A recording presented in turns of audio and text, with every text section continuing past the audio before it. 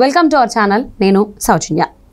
Skill development కేసులో 53 రోజులు jail లోపల ఉన్నటువంటి చంద్రబాబు నాయుడు గారు బెయిల్ పైన బయటికి రావడం జరిగింది.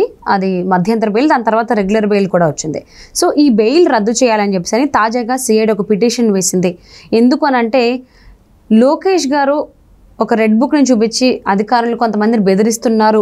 సో అందుకోసమని చంద్రబాబు గారి బెయిల్ రద్దు చేయాలనే దానికి సంబంధించి సిఐడి పిటిషన్ వేసింది కోర్టులో. అనే దానికి సంబంధించి ఈ అంశం పైన మనతో మాట్లాడడానికి, వారి విశ్లేషణని మనతో పంచుకోవడానికి ఈరోజు మనతో పాటు ఉన్నారు సీనియర్ జర్నలిస్ట్ జగదేవ్ ఉన్నారు. వారితో మాట్లాడదాం. నమస్తే అండి. నమస్తే. అంటే తాజాగా సిఐడి చంద్రబాబు గారు బెయిల్ రద్దు చేయాలని చెప్పేసి అని కోర్టులో ఒక పిటిషన్ వేసింది. ఎందుకనంటే లోకేష్ ఒక రెడ్ బుక్ని చూపించి అధికారులు బెదిరిస్తున్నారు, ఎన్నికల కోడ్ని ఉల్లంఘిస్తున్నారు అని దీంతో దానికి సంబంధించి పోలీసులు పిటిషన్ వేశారు అన్నారు సిఐడి వాళ్ళు. సో ఇప్పుడు దీన్ని ఏ విధంగా చూడాలి? అసలు కొత్తగా మళ్ళీ ఎందుకు బెయిల్ రద్దు చేయాలని చూస్తారు ఎన్నికల్లో 25 రోజులు ఉన్నటువంటి నేపథ్యంలో? ఒకటి, సిఐడి రెడ్ డైరీ అంశంలో పలుమార్లు సిఐడికి నివేదించింది, ప్రభుత్వానికి కూడా నివేదించారు కొంతమంది అధికారులు. ఇట్లా లోకేష్ గారు ప్రతి సభలో కూడా రెడ్ డైరీ ప్రస్తావన తీసుకొస్తున్నారు. ఎవరైతే అధికార దుర్వినియోగం చేశారో, ఎవరైతే న్యాయ విచక్షణ లేకుండా ఒకవైపు కొమ్ము కాశారా అంటున్నారో అటువంటి వాళ్ళకి మా ప్రభుత్వం వచ్చాక చుక్కలు చూపిస్తాము అనే దాంట్లో ప్రతిసారి రెడ్ డైరీని చూపించి చేయడం అనేది కొంచెం ఎందుకు ఎబ్బెట్టుగా అనిపిస్తోంది అన్నట్టుగా ఇంతకుముందు కూడా చాలామంది అధికారులు వాళ్ళ సుపీరియర్స్కి వాళ్ళ అభిప్రాయం చెప్పారు, కంప్లైంట్లా చేశారు. ఎందుకు చేయాలి? మీరు నిక్కచ్చిగా ఉండే అధికారులు అయితే ఒకవేళ మేము మా డ్యూటీ మేము చేసాం, మా విధులు మేము నిర్వర్తించాం అనుకునే అధికారులు ఎవరైతే ఉన్నారో వాళ్ళు ఎవరికి భయపడాల్సిన అవసరం లేదు. మహా ఇది ఏమవుతుంది, ఒక ట్రాన్స్ఫర్ చేస్తారు, లేదా సస్పెండ్ చేపిస్తారేమో, లేదా ఇంకేదో రకాలు ఉంటాయి. కానీ ఖచ్చితంగా ఉండే వాళ్ళకి మాత్రం ఎప్పుడు భయపడరు. ఎవరైతే క్లియర్గా పార్షియల్గా ఒకవైపే ఉన్నారు అని తెలిపిస్తుందో వాళ్ళే భయపడతారు.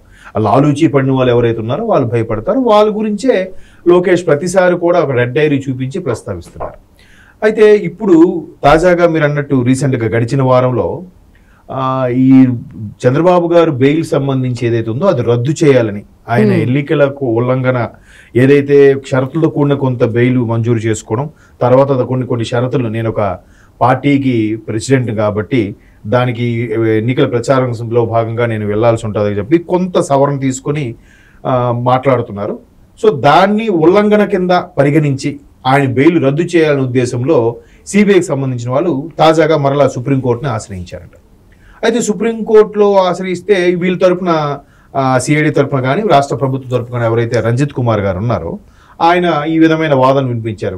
చంద్రబాబు గారికి కొన్ని షరతులతో కూడిన బెయిల్ మంజూరు చేశారు, ఆయన బెయిల్ ఎలాగైనా క్యాన్సిల్ చేయాలి, మళ్ళీ రిమైండ్లోకి తీసుకోవాలన్న ఉద్దేశంలో మాట్లాడితే వీళ్ళ తరపు చంద్రబాబు గారి తరపులో లోధ్రా గారు ఉన్నారు కదా, ఆయన ఏం మాట్లాడారంటే అక్కడ వాస్తవానికి సిఐడి వాళ్ళు కానీ సిఐడికి సంబంధించిన అధికారులు కానీ లేదంటే ఎవరైతే ప్రభుత్వానికి కొమ్ము కాసే అధికారులు ఉన్నారో, ఒకవైపే న్యాయ విచక్షణ లేకుండా ఒకవైపు మాట్లాడే అధికారులు ఉన్నారో వీళ్ళందరూ చెప్పిన దాని ప్రకారం చూస్తే అక్కడ వాళ్ళ అభియోగం లోకేష్ మీద ఉంది.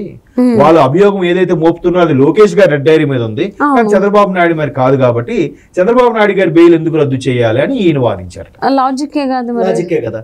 ఇప్పుడు అక్కడ వాళ్ళు అపీల్ చేసుకున్నది, వాళ్ళు పరోక్షంగా భయపడుతున్నది బయటికి చెప్పకపోయినా మేకపోతు గాంభీర్యం లాగా పులితోలు కప్పుకున్న మేకపోతు గాంభీర్యం టైపులో బయటికి ఎలా ప్రగల్భాలు పలుకుతున్నప్పుడు కూడా ప్రభుత్వం వస్తే మా పరిస్థితి ఏంటి అని భయపడుతున్న ఈ అధికారులు కానీ లేదంటే ప్రభుత్వంలో ఉన్న కొంతమంది ఏదైతే సలహాదారులు కానీ వీళ్ళందరూ కూడా భయపడేది ఎందుకు? అమ్మో మాకేమైనా జరుగుతుందని భయపడుతున్నారు. భయపడినప్పుడు లోకేష్ గురించి ఏదైనా చర్యలు తీసుకోవాలి, కానీ చంద్రబాబు గారిని అరెస్ట్ చేయాలని ఎందుకు తీసుకుంటున్నారు? ఇన్ కేస్ పోనీ చంద్రబాబు గారిని అరెస్ట్ చేయాలని మళ్ళీ అనుకుందాం, గతంలో చేసిన అరెస్ట్కే ఆయన పైన సానుభూతి పెరిగి ఒక రకమైన టీడీపీలో ఉన్న శ్రేణులన్నీ కూడా ఒక్కసారిగా యాక్టివేట్ అయిపోయి మళ్ళీ ఇప్పుడు అరెస్ట్ చేస్తే ఖచ్చితంగా ఇది ప్రభుత్వం కుట్ర, ఖచ్చితంగా గెలిచేస్తారనే భయంకి చంద్రబాబుని అరెస్ట్ చేశారనే క్రియేటివ్ ఎక్కువైపోద్ది. అయిపోయిన ఏమవుద్ది, మరికాస్త వైసీపీకి డౌన్ అయిపోతుంది కదా. సో అందుకు వైసీపీలో కొంతమంది ఏం మాట్లాడుతున్నారంట, బాబు ఈ టైంలో అలాంటి అరెస్టులు గిరెస్టులు పెట్టద్దు, అలా పెట్టడం వల్ల ఎంతో కొంత ఒక రకమైన వర్గానికి బాగా అర్థమైపోతుంది, ఇంకాస్త వాళ్ళకి సానుభూతి పెరిగిపోతుంది. ఇప్పటికే అన్ని సర్వేలు కూడా అటే ఫేవర్గా చెప్తున్నాయి. మనం గెలుచుకునే కొన్ని అయినా కూడా ఈ విధంగా ఉంటేనే గెలుచుకోగలుగుతాం. లేదు లోకేష్ గారు అంటే ప్రభుత్వం ఎన్నికలు అయ్యే వరకు ఓపిక పట్టండి అంటే వైసీపీ శ్రేణులు వాళ్ళు అలా బుజ్జగిస్తున్నారు. ఎన్నికలు అయ్యాక మన ప్రభుత్వం వచ్చాక అప్పుడు చూసుకుందామని. కానీ వచ్చే ప్రసక్తిలాగా కనిపించట్లేదు. కాబట్టే ముందుగానే ప్రభుత్వం ఉన్నప్పుడే ఈ జూన్ 4 లోపే ఏదైనా చేస్తే బాగుంటుంది అనేది ఒక వర్గం మాట్లాడుతున్నారు. మాట్లాడినప్పుడు కూడా మీరు ఇందాక అన్నట్టు లాజిక్కే కాబట్టి మాట్లాడుతున్నది డైరీ చూపించి మాట్లాడుతుంది అంతా లోకేష్ గారు. అయితే చంద్రబాబు గారు బెయిల్ ఎందుకు రద్దు చేయాలి? చంద్రబాబు గారు ఎక్కడ ఉల్లంఘన చేయలేదే. ఇంత సమయం తర్వాత ఊరికే మాట్లాడాలి, లేదంటే లేనిపోని ప్రగల్భాలతో మాట్లాడాలి, లేదంటే అబద్ధాలను ప్రచారం చేయాలి, అట్లాంటివి ఏమైనా అయితే మేబీ ఆయన షరతులతో కొన్ని రకాల షరతులతో ఉన్నారు కాబట్టి మళ్ళీ బెయిల్ రద్దు చేసిన అవకాశం ఉంది. ఇక్కడ అపవాదంతా కూడా అభియోగం అంతా కూడా లోకేష్ గారి మీద ఉన్నప్పుడు చంద్రబాబు గారిని ఎందుకు అరెస్ట్ చేస్తారు అనేది లోద్రా గారి వాదన. సో ఖచ్చితంగా అక్కడ వాదన తేలిపోయింది. బట్ మరలా ఇప్పుడు అది మే 7కో ఇప్పుడుకో సుప్రీంకోర్టు వాయిదా వేసిందంట. వేసినా కూడా అంత త్వరగా ఇదవ్వదు. ఎందుకంటే ఇక్కడ ఉల్లంఘించేలా చేశారు, ఆయన రెడ్ డైరీ చూపించి బెదిరిస్తున్నారు అన్నగా తండ్రికి కొడుక్కి లింక్ పెట్టి చెప్తున్నారు తప్ప చంద్రబాబు గారే కంప్లీట్ గా మాకు ఇలా బెదిరిస్తున్నారు, లేదా చంద్రబాబు గారే ఎన్నికల కోడ్ని ఉల్లంఘించి ప్రవర్తిస్తున్నారు అనే దానికి అక్కడ సాక్ష్యాధారాలు ఏం లేవు. అదే బెయిల్ తో వచ్చినటువంటి ఏవైతే షరతులు ఉన్నాయో అవైతే చంద్రబాబు గారు ఉల్లంఘించలేదనే ఉంది కాబట్టి అది చంద్రబాబు గారికి వర్తించదు. కానీ అది మధ్యంతర బెయిల్ కి సంబంధించింది కదా, రెగ్యులర్ బెయిల్ కి సంబంధించి కూడా అవే షరతులు కంటిన్యూ అవుతాయా? అంటే రెగ్యులర్ బెయిల్ కి అయితే మాత్రం కొన్ని, మధ్యంతర బెయిల్ అయితే మీరు అన్నట్టు కొన్ని షరతులు. అంటే ఫస్ట్ టైం ఇచ్చినప్పుడు ఏం చేశారంటే ఖచ్చితంగా కారు జనాల్లోకి వెళ్ళొద్దు, అంటే జనాల్లోకి వెళ్ళొచ్చు, అంటే ప్రచార సభలకు సంబంధించి వెళ్ళొద్దు అనేది, ప్రజల్లోకి అయితే వెళ్ళొచ్చు, ప్రచార సభల్లోకి వెళ్ళకూడదు, వెళ్ళినా మాట్లాడకూడదు, ఏ సొసైటీ మీటింగ్లు పెట్టుకునేటప్పుడు మీటింగ్లో హాజరవ్వకూడదు, తర్వాత అభివాదం కూడా కారులోంచే ఉండాలి కానీ బయటకు వచ్చి అభివాదం చేయకూడదు.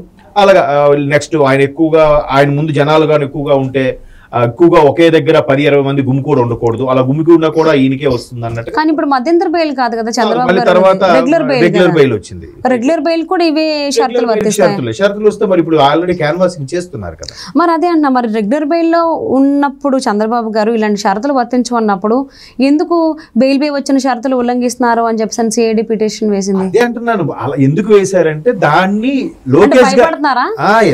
భయపడే లోకేష్ గారు చేసే అంశాన్ని ఆయనకి బూచిలా చూపించి భయపెడుతున్నారు అన్నట్టుగా చేస్తున్నారు.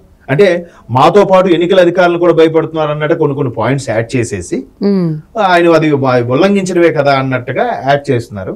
కానీ అక్కడ మాట్లాడింది లోకేష్ గారి ప్రస్తావన, ఇక్కడ బెయిల్ రద్దు చేయమంటుంది చంద్రబాబు గారిని. ఇద్దరు వేరు కదా. ఇప్పుడు పైగా రాజ్యాంగంలో మనకి ఎలా ఉంటుందంటే తండ్రి చేసిన తప్పుకి కొడుకు అరెస్ట్ చేయండి, లేదా కొడుకు చేసిన తప్పుకి తండ్రికి అరెస్ట్ చేయండి అన్నట్టు ఏమి ఉండదు కదా, రాజరిక పాలన ఏం కాదు కదా. సో అట్లా పెట్టడంతో వీళ్ళు అంటే పెట్టే వాదం కూడా వీగిపోయేలాగా ఉంది, అది జరిగే పని కాదు. సో మేను కూడా ఏముంటుంది, కంటిన్యూ చేస్తారు బెయిల్, అదేం ఉండదు. కాబట్టి మళ్ళీ ఆ ఊరికే ఒక జలక్కిస్తే ఒక మైండ్ గేమ్ అనమాట. ఎన్నికల క్యాన్వాసింగ్లు ఉన్నారు కదా, ఇట్లాంటి జలక్కిస్తే వాళ్ళు ఏమైనా తగ్గుతారేమో, వాళ్ళు ఏమైనా భయపడతారేమో, లేదంటే ఈ వ్యవహారం మీద మరొకసారి ఢిల్లీ వెళ్ళి రావాల్సి వస్తే ఇక్కడ క్యాన్వాసింగ్, ఇక్కడ కొన్ని రకాల సభలు ఆపచ్చు కదా. ఏదో వాళ్ళ ప్రయత్నం వాళ్ళది, ప్రతి దానికి కూడా పొలిటికల్ మైలేజ్ గానే చూస్తారు ఇక్కడ.